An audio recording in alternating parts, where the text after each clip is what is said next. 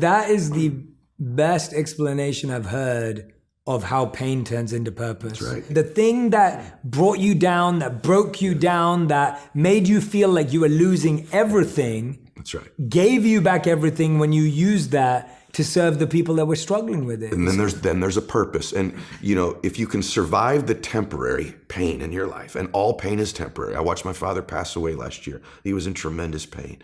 Even our bodies are temporary. Only our souls are permanent. Mm-hmm. If you can survive the temporary, on the other side of temporary pain, you meet another version of yourself, another insight about yourself. And that's why it's so important to grow as a person, because the more we grow and become a new person, we can help those that used to be like us. Mm-hmm. And that's why you and I are so addicted to growing and learning. And we're curious, because if you used to be a broken person and you no longer are quite as broken, you can help broken people. Yeah. If you used to be broke financially and you no longer are, you can help people. Whatever you do for a living, at one time you didn't know about it, and now you do. You can help those who need to know about it. And so you're immensely qualified if you understand the power of doing one more. Oh, I love it. I love it. Tell me about, so let's say, and you probably come up against this all the time. Sure. A lot of the people say, okay, I'm going to practice that. I'm with you, Ed. Mm-hmm. I love you and Jay. I'm listening, and I go, yes, I'm going to practice the power of one more. Mm-hmm. Now, what I find, and this is why you're so great at teaching this, because you're not teaching it as a gimmick, a glitch, or like a little affirmation. This is like real, it makes sense. Like, it works. Mm-hmm.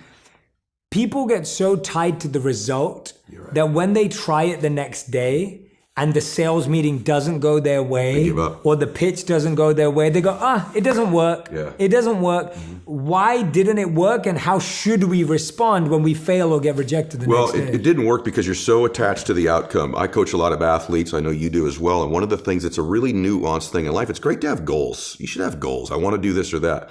But in the moment of execution, you have to separate from outcome in the moment that you're executing and just be present and exist. I talk about this in the book.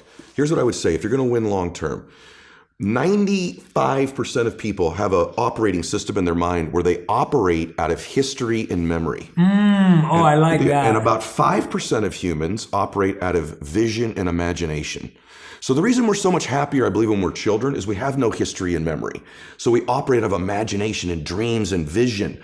But at some age, some people it's 5 years old, some it's 8, some it's 18, some it's 28. They create a history, and that history then becomes the operating system. So even if they take on a new behavior or tactic, they're operating out of a pattern of thought and belief that's historic and memory-based. And so the number one thing I would say is begin to operate out of your imagination again, out of your vision again. Create from that place. If you create from that place, now you're not tied to the result in that moment. You're giving yourself space to imagine and create something new in your life.